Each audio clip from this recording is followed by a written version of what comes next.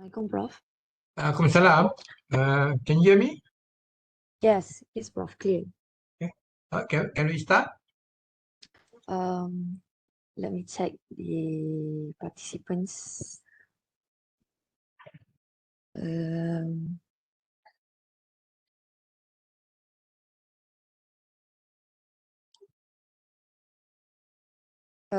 It's supposed to have like 22 participants, but currently we have 20. I think we can just start. All right, Later, okay. Go ahead the and other start. 2% will come. All right. Okay, so I'll start the presentation. But first, is my voice is clear enough? Yeah, can hear you. All right. All right, okay. So, okay, Assalamualaikum and very good morning to Prof Mafalzi and also fellow members. So today is our first long case presentation. So the presenters will be me, myself, Haifa Dayana, and also Faris Hamizan. So we also have divided some parts where we will present for our parts separately. So next slide, please. Sorry, Faris.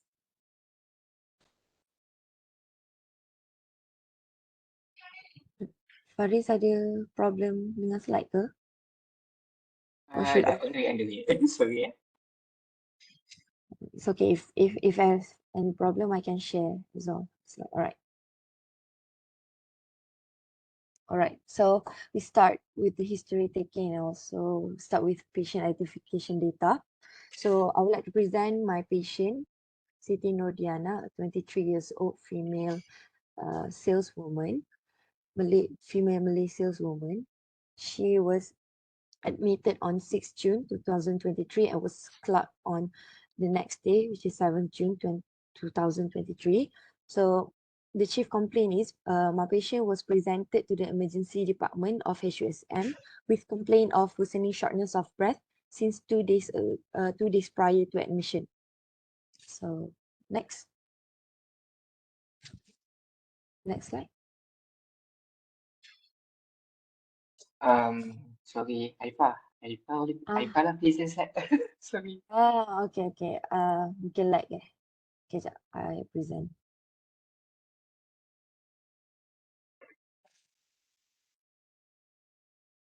Everyone can see? Boleh. Boleh? All right. So let me check for the right now. Laser. All right. So the SOPI started on the 2 days before the admission. So on Sunday, patient, which is 2 days prior to admission, patient was apparently well until she was presented with sudden runny nose in the evening. So the discharge from the nose was bilaterally clear and colorless and thin in consistency. It was associated with sneezing and difficulty to breathe. Patient claimed that the runny nose was triggered by the spicy seafood-based meal that she had taken during lunch on the same day, in which also claimed that she was allergic to seafood. In order to relieve the symptom, so she took 2 pills of oral loratadine, but however, the runny nose still did not resolve as it was continued throughout the day. So Okay, we stop that just to ask them.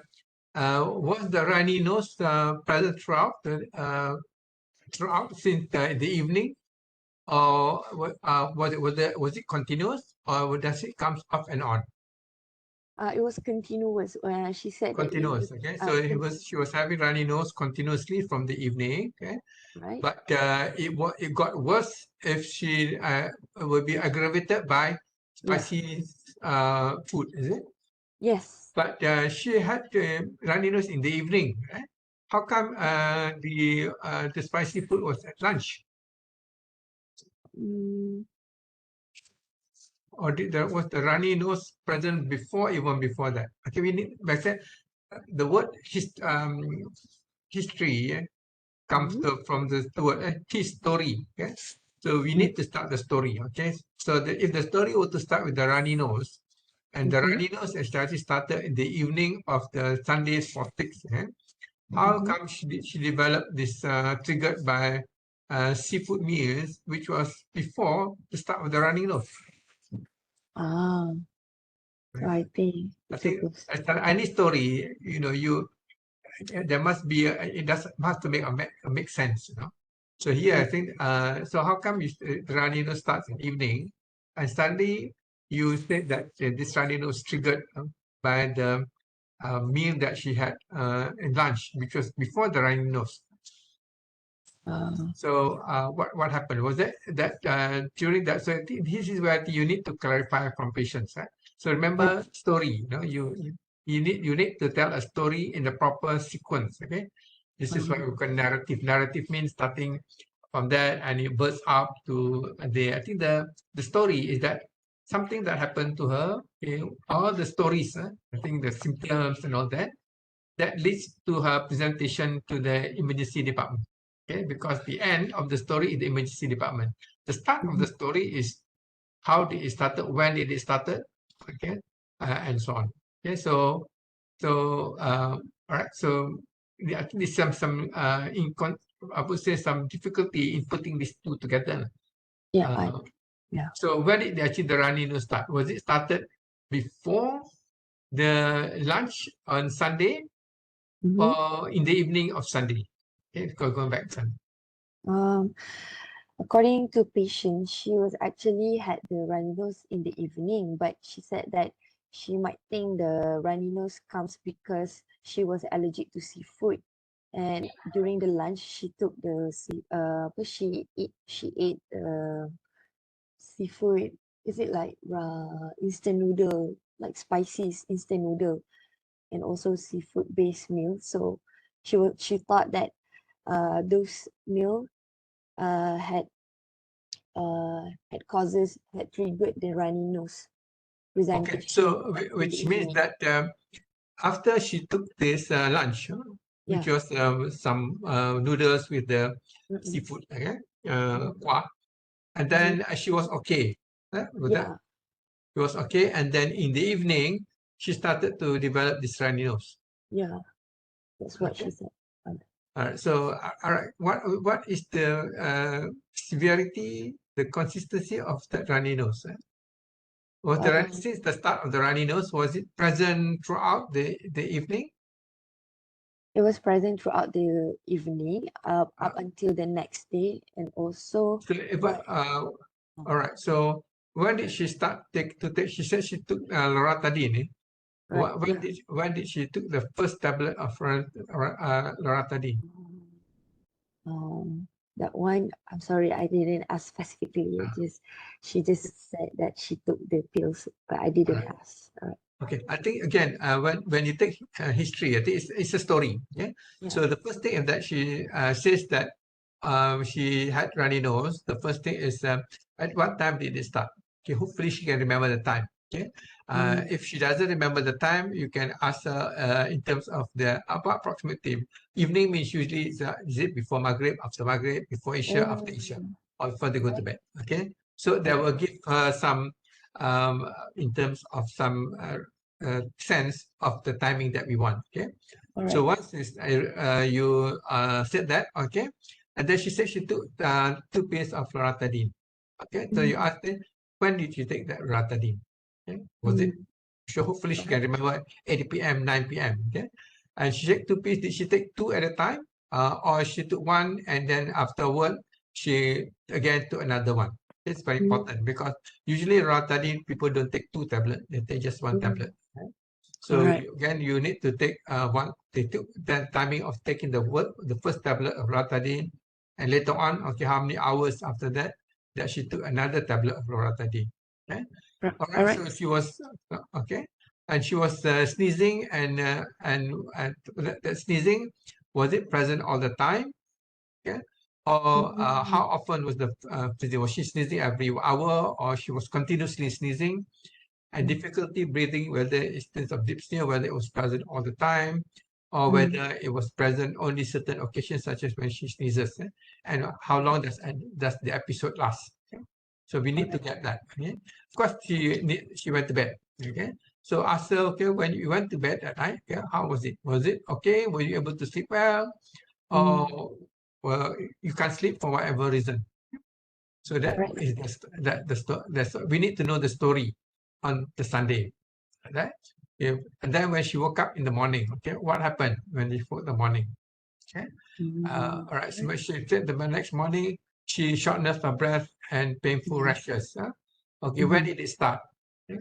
Was it what time did it start? Okay, you want to know that when she woke up in the morning, was she okay? And after that, she developed shortness of breath, or when she woke up the morning, she noted the shortness of breath and noted rashes. Okay, so when did the shortness of breath and the rashes started? Um,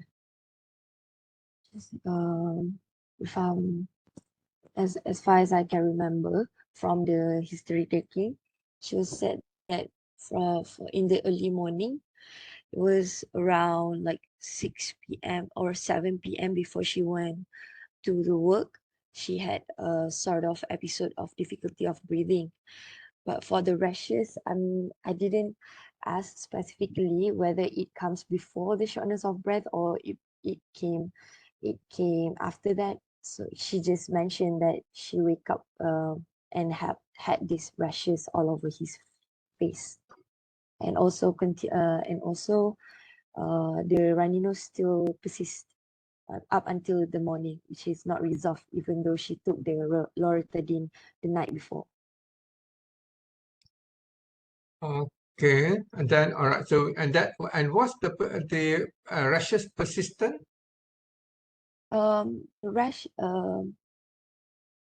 about the rash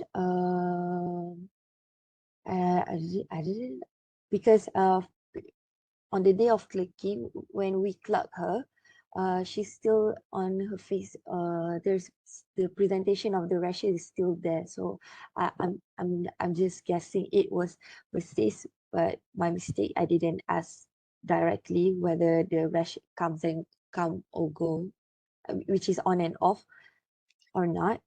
But during the clicking, she still had the rash on her face. Okay, and the rash was okay. So the rash was persistent, yeah, and but the Yeah. shortness of breath was episodic. So when did the episode of shortness of breath occurs? The shortness of breath occur when around around around 9. Sorry, she said, because I didn't ask about specifically the time, but she said that shortness of breath was come sudden in onset when she was at work, and when she was on like walking and climb stairs during the work. So I assume it was at the morning, but not specifically when.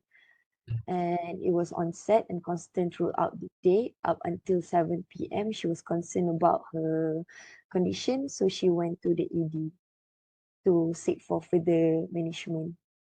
So at work, she was able to walk. There was no shortness of breath when she was walking, or was there time that she developed the shortness of breath, or there were times that she had developed shortness of breath? Mm, mm, I'm not very sure about You that. okay? You did ask her, but she Yeah. okay. So after coming back from work, okay, did the Yeah. shortness of breath got worse? Um, after she got back to work, because the shortness of breath is constant, she said like it was constant because it was not resolved, because, and also had the chest tightness. So at 8 p.m. after work time, she went to the emergency department to seek for treatment because of the shortness of breath as well. But I'm not really sure if it's actually um in- really constant or not, because she just said that the whole day she had the chest tightness, but I don't know why she went to the ED that late at 8 p.m. Maybe she was thinking about the working hour as well. Okay, so she went to the ED, and then what was told to her?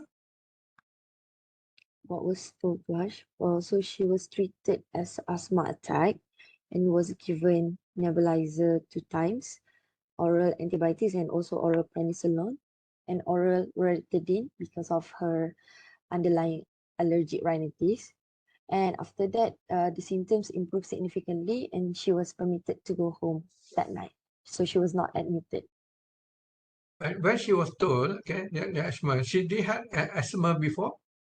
Yeah, she has underlying bronchial asthma and diagnosed since childhood, but when I asked about the specific age, she cannot remember, but she only can recall it was diagnosed around her primary school time. And and since then she was free from asthma attack, because I'm quite surprised. The fact that she had breathlessness, if she's known to have asthma, she would have normally taken inhaler. Uh, She was not an inhaler, so which means that the shortness of the breath, she's never had the shortness of breath before. I'm sorry, but she actually on asking she had, I think she had few asthma attacks, but it's not specifically mentioned by patient, and also she was on inhaler, the blue one, which is the salbutamol one, but she had never on hospital admission due to the asthma attack. So even with this breathlessness, she didn't take the inhaler. Um, Surprising.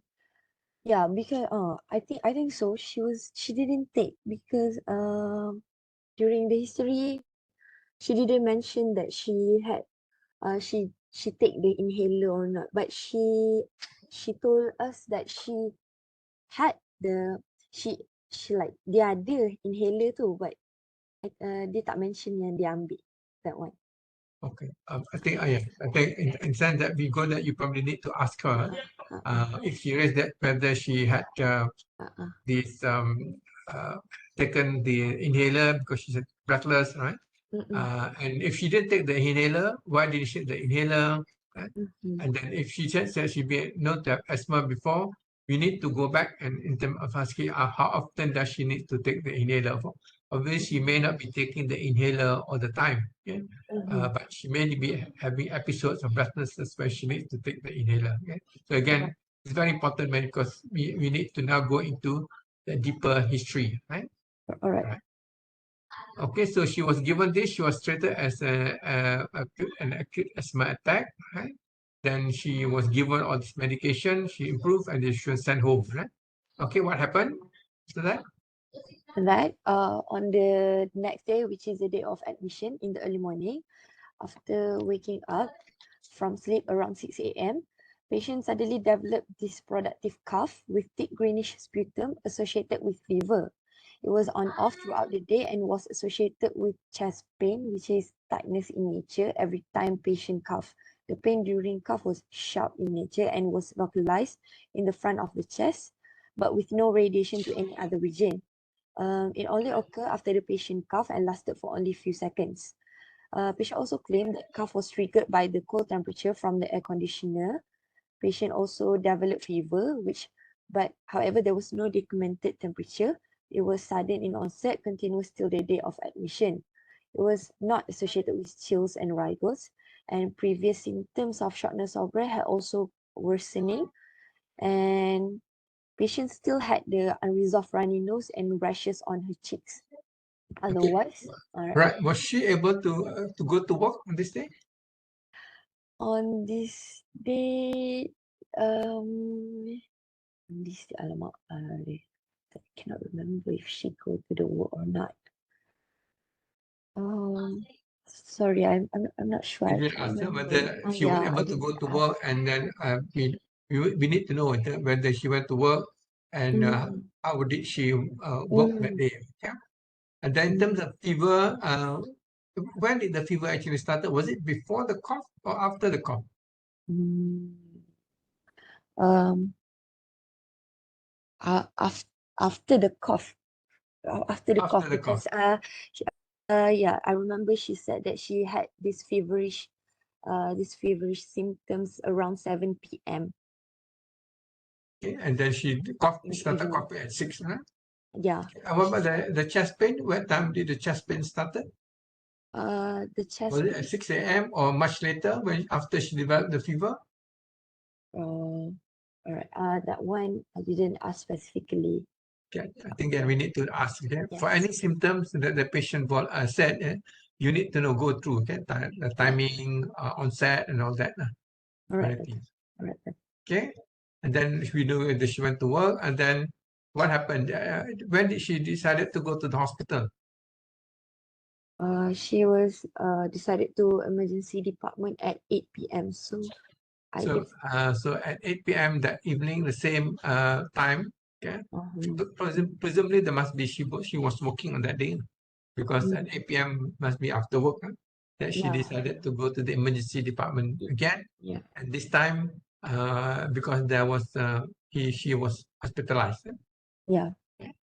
Now, why did you ask her what was the reason told to her why she needs to be admitted?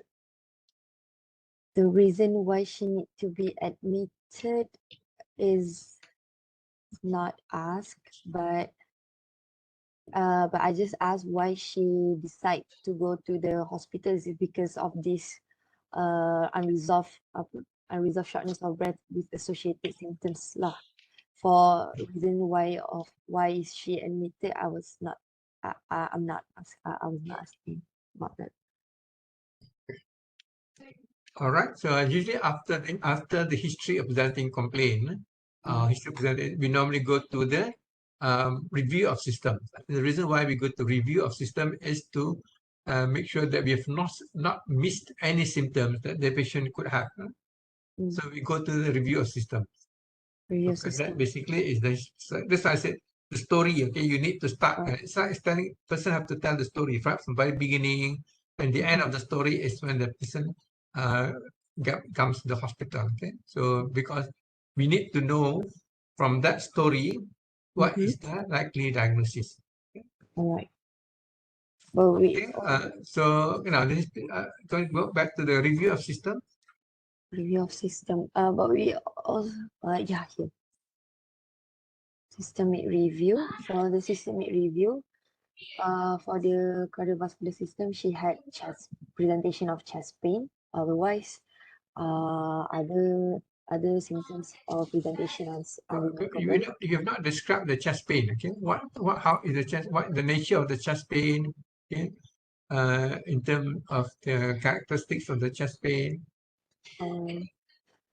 I think we've mentioned here, but we don't mention in the table, but here we said that the pain was sharp in nature and localized in the front of the chest, but with no any radiation to other parts. But that's only. But for the timing, we didn't ask about the timing, so that's lacking in the detail of the chest pain. For respiratory system, she presented with the shortness of breath, persistent runny nose, and also productive cough with thick greenish sputum. For the all other system was unremarkable. She had no abdominal pain. Right. Right now, we have to go to the past medical history. Okay? Right. So for past medical history, patient has underlying bronchial asthma and also allergic rhinitis since childhood. However, patient cannot recall in what specific year or age she was diagnosed with. Otherwise, she does not have any other medical illness or chronic disease. In 2011, when patient was 12 years old, she had history of hospitalization due to pneumonia in HUSM. She was presented with productive cough and fever. She was discharged after 3 days of hospitalization and prescribed with antibiotics. Otherwise, no other history of hospital admission or intubation before due to her medical illness or due to the asthma attack. So this is her second hospitalization. The current one is a second hospitalization. For past surgical history, she had no any previous surgical intervention.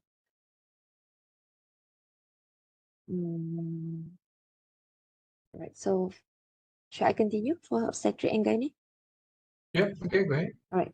So patient was married at the age of 21 years old in 2020. Currently, she is para 1. Her child is a 2 years old boy. Was delivered at Fulton via spontaneous vaginal delivery in HUSM with birth weight of 3 kg. She breastfed for 2 years. Her pregnancy was uneventful with no antepartum, intrapartum, or postpartum complication. She does not take any contraceptive pills as birth control.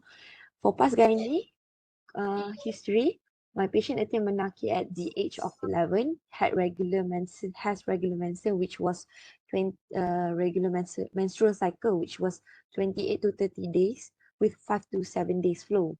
Heavy flow was on the first and second day, which usually involved 3 sanitary pads fully soaked per day, while the other remaining days only involve 1 to 2 sanitary pads, which is not fully soaked per day. She had no history of menorrhagia, dysmenorrhea, dyspareunia, postcoital bleeding, and also intermenstrual bleeding. For family history, patient is the first child out of 4 siblings. Her father and her younger brother also have bronchial asthma since childhood. Her father also had the underlying of hypertension and dyslipidemia and is on medication, while her mother had problem of allergic rhinitis. All her siblings have allergic rhinitis as well as with no medication taken. For social history, patient worked as a saleswoman in hypermarket, whereas her husband works in welding service. They are blessed with a handsome boy child who is 2 years old. They live in Kota Baru with a total household income of 2,000 ringgit. Patient is a non-smoker. However, her husband is a chronic active smoker, which he smokes about 20 cigarettes per day. They live in a story single house with adequate electrical and water supply. The house environment can be quite dusty due to nearby construction sites. However, she denied any nearby factorial site or nearby busy road. Patient also own a cat, which is a cat at home. For allergy history, patient mentioned that she has an allergy to seafood and also actually allergy to the dust. She will have these allergic symptoms like red bumps over her face and tingling of the throat and mouth. Other than that, patient has no known drug allergy. For drug history, patient is on MDI salbutamol for 2 puffs taken when needed. Patient also takes oral loratadine when she has runny nose or allergic reaction. However, she's not taking any traditional medication or has no known drug and also has no known drug allergy. For diet history, she's taking and practice the normal adult diet. Okay, Actually, come back, right? So we need after you finish your history taking, I think that's history taking is very important because about 90% of that diagnosis can be made from the history. Okay, so that's why you need to take history carefully and in detail, so that we know we can make a diagnosis. And the reason why many diseases sometimes they share the same symptoms. And the reason why you need to take history in detail because the sequence of the symptoms, maybe cough, fever, chest pain, or whatever, sequence and the severity of the symptoms will help to distinguish between one diagnosis to another. So that's why detailed history taking is important because by analyzing the symptoms, you can easily make a diagnosis. So, okay, based on history, okay, what is the likely diagnosis? So based on the history, I can say that the strong provisional diagnosis can be the acute exacerbation of bronchial asthma because she has the underlying bronchial asthma, and also she presented with this unresolved shortness of breath associated with I think it's difficult to say. Obviously, bronchial asthma is there, okay? But bronchial asthma don't normally come with chest pain and fever.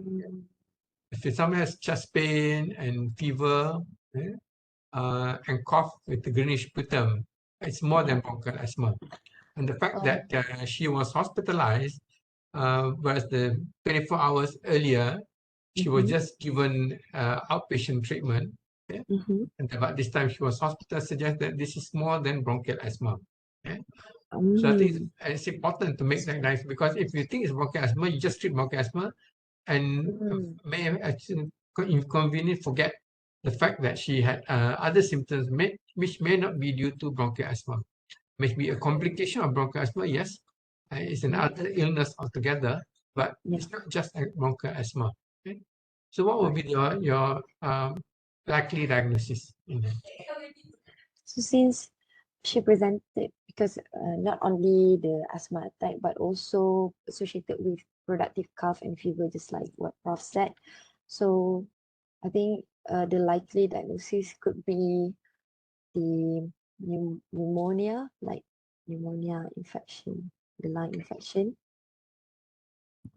I think it's important the fact that she had pain, and the pain is actually worsened by coughing, and was it also worsened by breathing? That one. By taking inspiration, for instance, during inspiration. Didn't ask about that, but I think she didn't mention that way. She only mentioned that when we talk about the chest pain, she only talk when it cough lah, when she cough. So I think that is a very important symptom. It suggests that she may have some degree of inflammation of the pleura, pleuritis.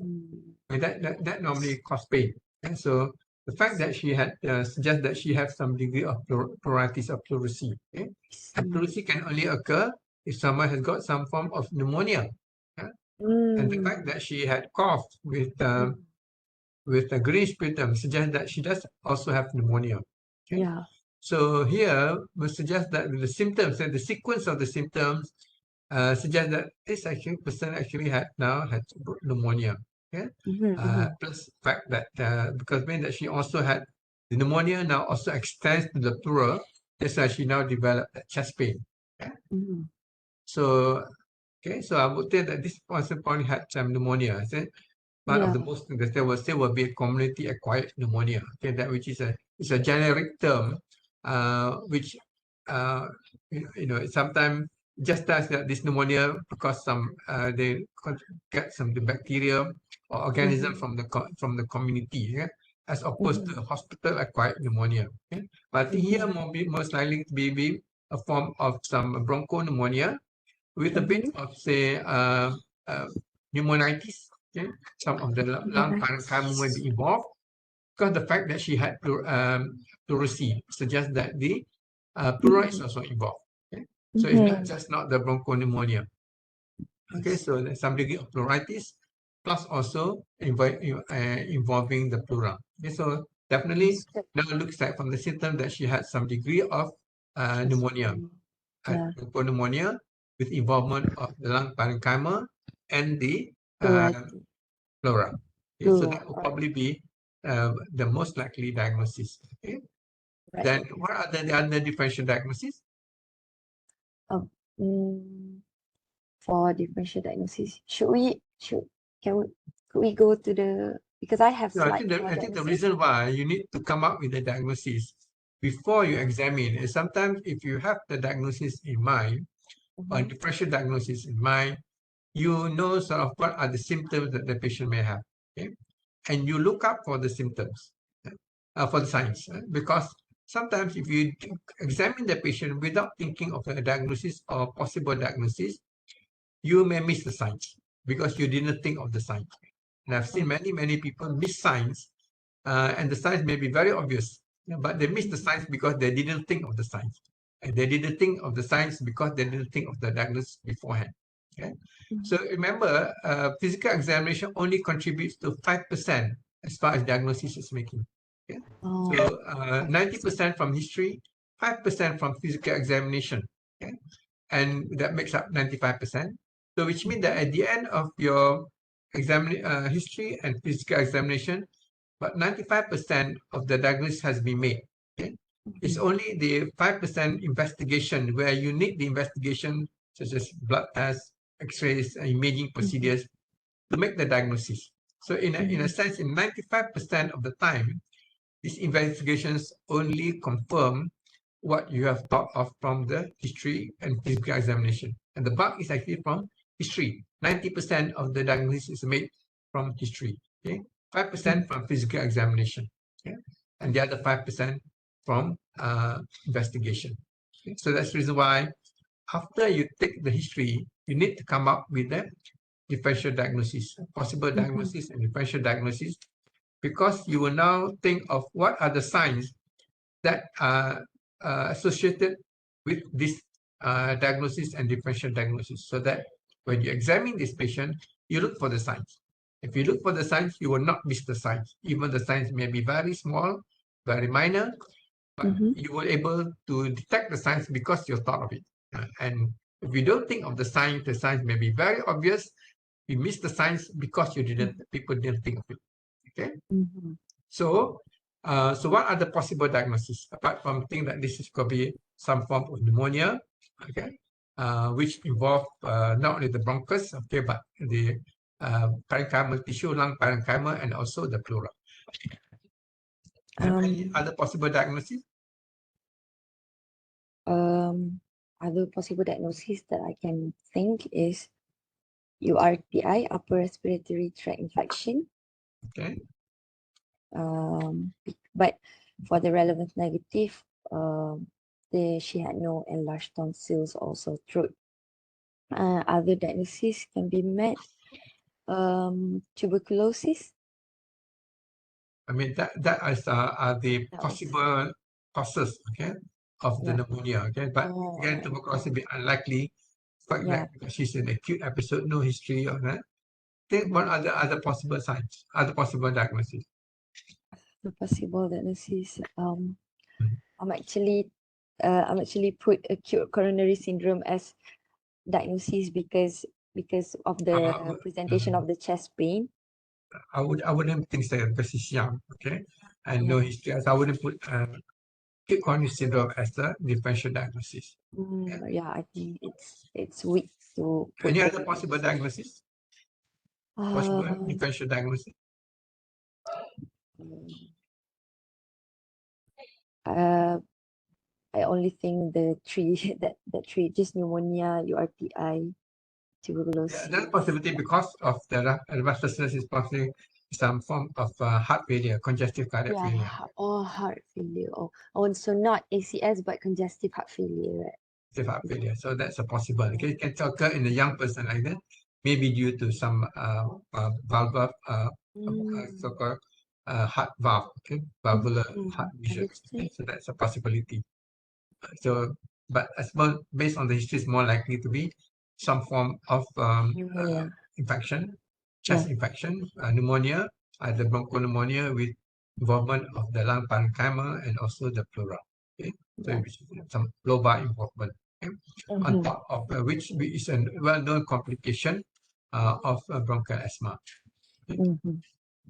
All right. So what are the signs that you will expect to see in this patient before you examine? I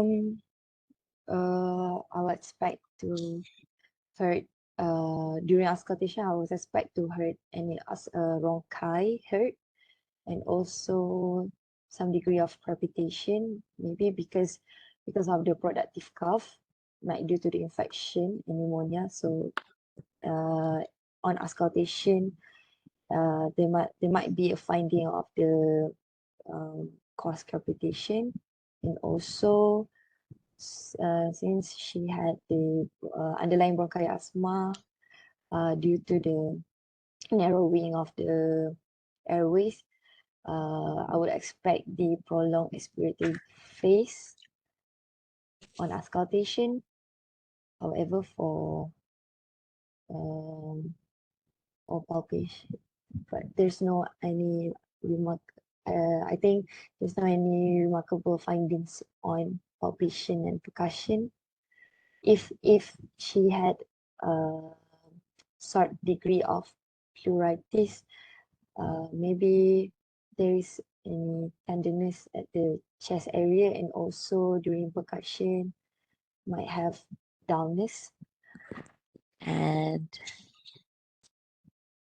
um, and also on inspection you might want to see the symmetrical of the chest movement. Yeah, I think that was my expectation. I think here essentially what we are thinking of that the signs of pneumonia will be there. Looking for, and the fact that she may have pleurisy, you look for pleura, okay? Look for crepitation that suggests pneumonia, and the fact that she also had some bronchial asthma, there may be some wheezing. Okay? Yeah, wheezing, okay. And the fact that there's also some parenchyma, lung parenchyma involvement, so you may expect to see some consolidation. So which means there may be some bronchial breath sounds as well, okay? And some dullness to percussion you expect. And obviously the fact that she had fever, the temperature will be high, she had breathlessness, you expect the respiratory to be high, but you are probably more concerned about whether she may have gone into some respiratory failure, so you need to check for cyanosis and all that. Yeah. So these are the things that you probably need to look out for the signs. Huh? Like I said, you must watch out for the signs, because otherwise if you don't watch out for the signs may be there, but because you didn't think of it, you miss it. Okay, and that may be actually quite detrimental for a patient. Okay? All right. All right, go ahead. All right. So for this part, Faris will present about the physical examination. So welcome, Faris. Right, thank you, Haifa. Okay, for physical examination, for the daily inspection for the patient. So on inspection, my patient was lying comfortably in supine position and was up to 45 degrees. So she actually was alert, conscious, and not yet in pain, and actually was well orientated with place, time, and person. And she also was not in expressive distress based on the respiratory rate, 18 breaths per minute. So hydrational and nutrition status were adequate, and patient has no obvious deformities, no ambulatory movements, or obvious muscle wasting. And also there's actually attachment of intravenous cannula on the right dorsal of the patient's hands. However, the cannula currently during our examination was not attached to any fluid bag, and patient was on nasal prong oxygen supply. The vital signs, the respiratory rate was in breaths per minute. The pulse rate was 134 beats per minute, which is actually high, and however it was on the regular rhythm and good volume. So the blood pressure was also high, to be honest, which is 146 and 95 millimeter mercury. So the temperature was normal, 37 Celsius. For the oxygen saturated was 99% on the sulfur oxygen. So okay, so next. So what here you see is that the patient is not febrile, temperature under 37. The respiratory rate of 18 suggests that she's not breathless, but the pulse rate is 124, which is high. So we just wonder why she got very high respiratory rate, because she's not febrile, okay? And she's not dyspneic, right? So that's interesting. I think something that we need to bear in mind. Why is the pulse rate high? She actually said that she is quite stressed because this is her second hospitalization, and she was not not very familiar with the hospital environment. So I'm not sure lah. She said that like that.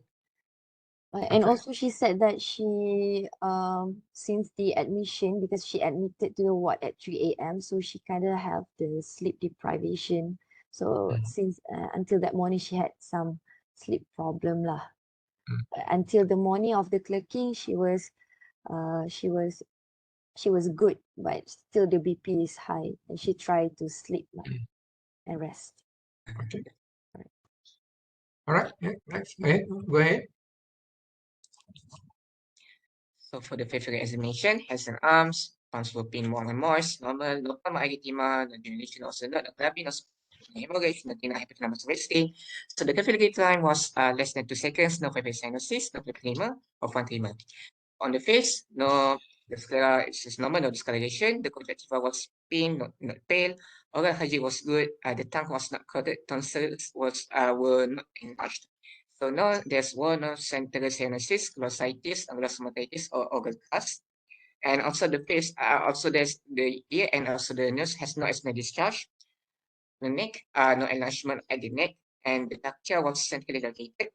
The GVP or jugular venous pressure was not raised. The cardiac pulse rhythm was regular, still regular with good volume. The cervical and supraclavicular limits were not palpable. The leg, the lower limbs were moist and warm, no peak edema noted on the both legs. So both posterior tibialis and dorsal pedis pulse actually we can feel, can palpate at both sides with adequate volume and regular rhythm as well. Next.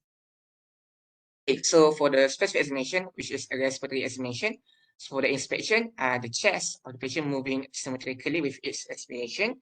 So no chest deformities were noted. So no abnormal pulsations, no vein dilation, no surgical scars, and there was no recession like subcostal, intercostal, and substandard, not at chest area.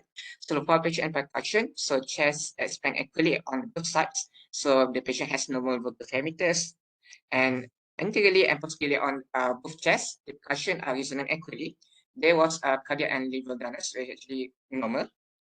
So on auscultation, however, on auscultation, this one actually we find the abnormal findings. So first of all, we reduce vascular breath sound on both sides of the lungs, and also we have the generalized bronchi all over the lungs can be heard, and also patient has the quite prolonged expiratory phase. That's for respiratory examination. So for the cardiovascular examination, for inspection, it's normal, no visible pulsation, no scar, no gauze deformities, no dilated veins, no skin discoloration, and no attachment on the chest wall.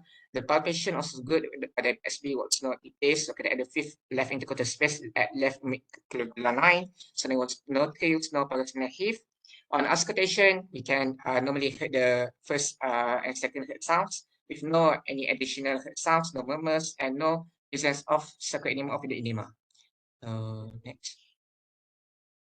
So for the abdominal examination for inspection, so again, the abdomen was slightly distended, but we find it quite normal as well because patient actually quite chubby, tomela, and moves symmetrically with its inspiration.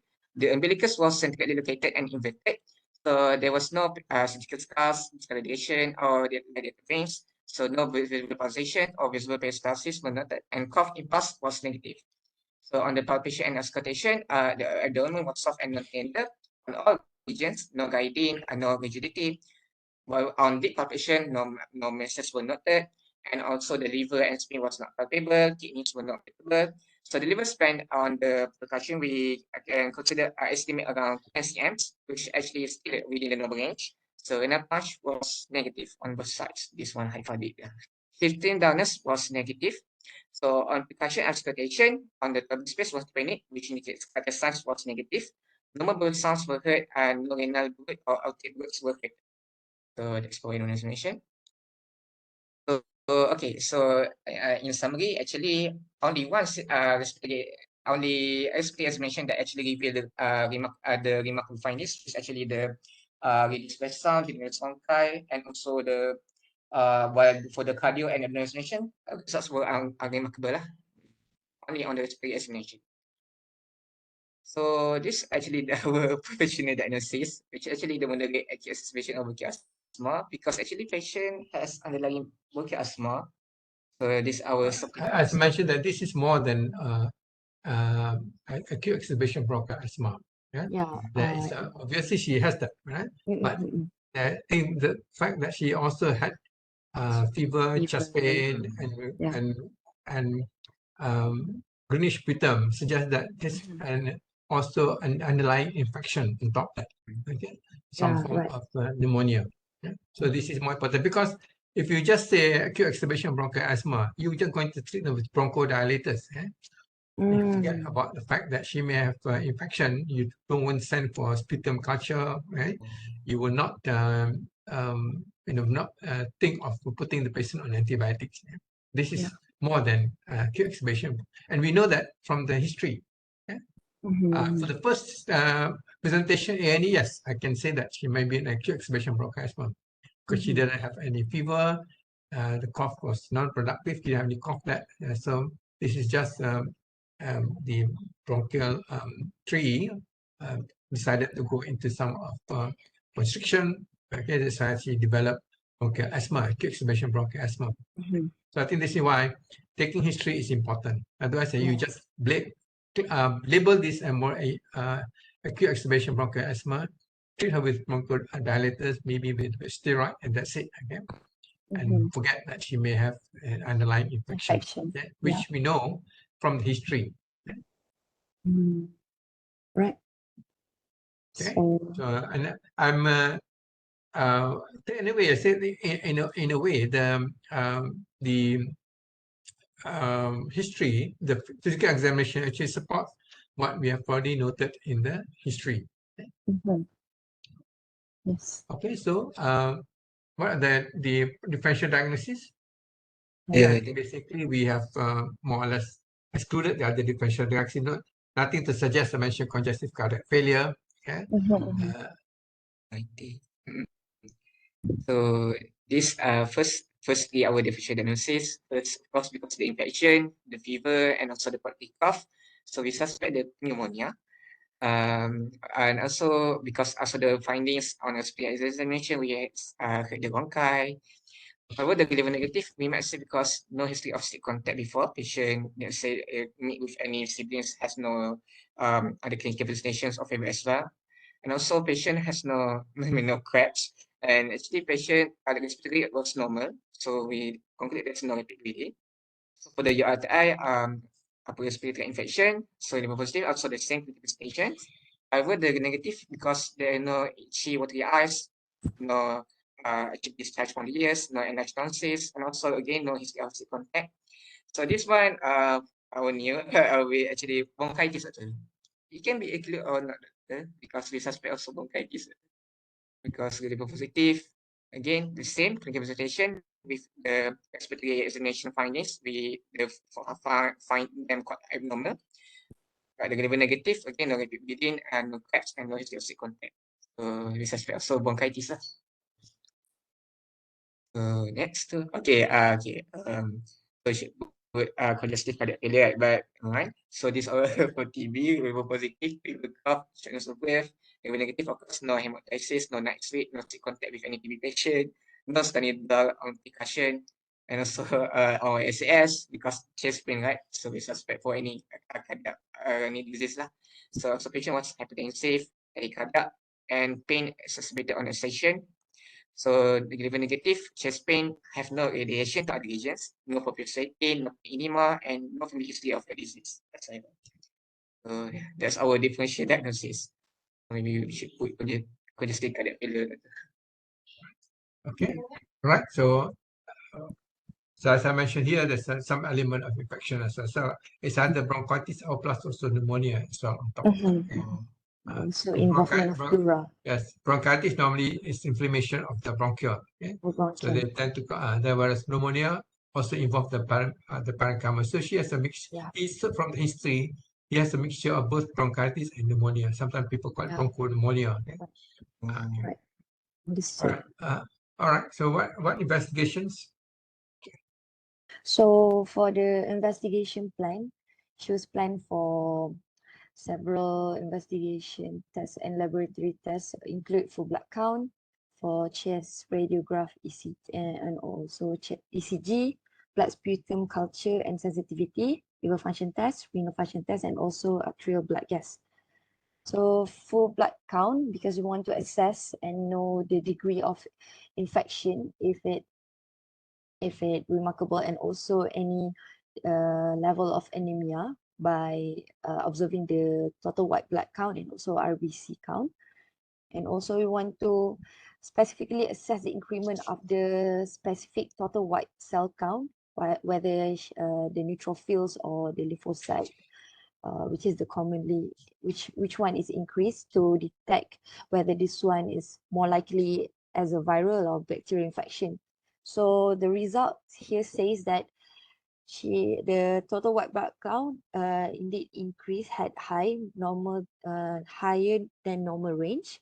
And also, if we compare between the neutrophils and lymphocyte, neutrophil is more likely remarkable than the lymphocyte, where it may suggest for the bacterial infection because of the neutrophilia.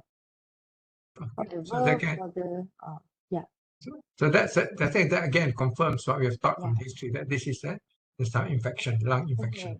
Okay. So for chest X-ray, for the rationale is to assess lung or cardiac abnormalities if present. So for the impression of this chest X-ray is hyperinflated lung, because you can see there the diaphragm is a bit what do we say? Diaphragm is Okay, I think it's more than just hyperinflated. There's also some patchy opacities. Oh yeah, here, right. Right, it's what because sometimes it's kind of perihilar or peribronchial Very high, opacity, Can which see suggests that there may be some infection surrounding the Yeah. bronchioles. Again, in keeping with the fact that she may be some bronchopneumonia, which we have already suspected. There's also some haziness, at the edges, suggests that there's also some form of lobar, rather parenchymal involvement of capacities. Right. Again, something that we have thought of from the history, a bit of bronchial infection and some parenchymal involvement. The other thing we need to look is whether there is effusion, because effusion may suggest there's pleurisy, inflammation, but she doesn't look to have some effusion. So maybe if there's some pleurisy, it's just isolated. But definitely there are some patchy opacities which are in keeping with pneumonia. Sorry, Doctor, again, for There are the patchy opacities. So you look Patchy especially on opacity. the right side, okay? On the right side. Before the see all this one that you're pointing. Right. No, come down. There, okay. There. You know that these are patchy opacities. So this suggests that there is some form of consideration around the bronchioles. Consideration normally means pneumonia. Okay. Again, in keeping with our diagnosis. So if she had sort of degree of pleuritis, what kind of Yeah, sign she's can be? well, she doesn't. Well, it's called bronchopneumonia. Okay. Bronchopneumonia, right? Yes, some peribronchial thickening and opacity suggest that some consideration around the bronchioles. I see. All right. Okay. Well, she also tested for. Okay, go. Okay. She also tested with ECG. However, the result is sinus tachycardia. The ECG was normal. Just she had the high pulse rate. For arterial blood gas, it was to assess patient's lung function to screen for any respiratory imbalance within the blood. So you can see that all the results is normal except for the oxygen pressure, which is low, possibly due to patient being hypoxic due to the airway obstruction because of the underlying of the bronchial asthma. Next, we have the blood and sputum culture and sensitivity. So this is a gold standard test to determine the presence of the bacteria or fungi in the blood, and also identify the precise etiology, and also it can help in choosing the best antibiotic choices for the treatment. So for blood culture and sensitivity result, there was no growth after 24 hours. However, for sputum culture and sensitivity result, we have the result of the gram-positive cocci and also gram-negative cocci, where we may suggest there's infection. Lung infection. Like a pneumococcal infection, I think. Pneumococcal infection. Positive, okay. Okay, pneumococcal infection. So for liver function test, we want to assess the baseline of liver function. As a result, the baseline function all was normal. For renal function test, we want to assess the baseline function of the renal system and check for any electrolyte imbalance and also the hydration. hydrational status. So baseline function of the kidney for this patient is normal, and there is no evidence of any electrolyte imbalance. Okay, normal, normal, normal. So we move to the management. So at the emergency department, which is around 8 p.m., she was due to her arrival. Upon her arrival, she was started on the nasoprong oxygen, which is 3 liters per minute, and also she was started with nebulization 2 times, which is nab salbutamol 2 hourly, and also nab combivent 4 hourly. She also start on IV intravenous augmentin, which is the antibiotic, 1.2 grams start, IV hydrocortisone, which is the corticosteroid, 100 milligram TDS, and also hydrated with intravenous drip 4 pint normal saline 24 hours, and also 1 gram KCI in alternate pint. In ward, she was continue with the antibiotic prophylaxis, which is the IV augmentin, and also tablet azithromycin. She was hydrated with IV drip 3 pint normal saline 24 hours, and also continue with nebulization, which is nebulized nab salbutamol 2 hourly, nab convivent 2 hourly, monitor, and also manage in terms of vital sign monitoring to check for the hemodynamic stability. Continue on nasoprong oxygen 3 liters per minute to keep the SpO2 more than 95%, and also continue in IV hydrocortisone, which is 400 milligram start. So this is all the management done, both in the department and also in the ward. So again, it's in keeping what we thought. There's also infection on top of the bronchiolitis. She's been treated with antibiotics and also bronchodilators and also steroids. Yes. Okay. So again, here I mentioned very important history. We made the diagnosis from history, whereas the examination only confirms what we have thought of from the history. Okay. All right. I think that's all. Okay. Any question? Any question from the floor? From the two?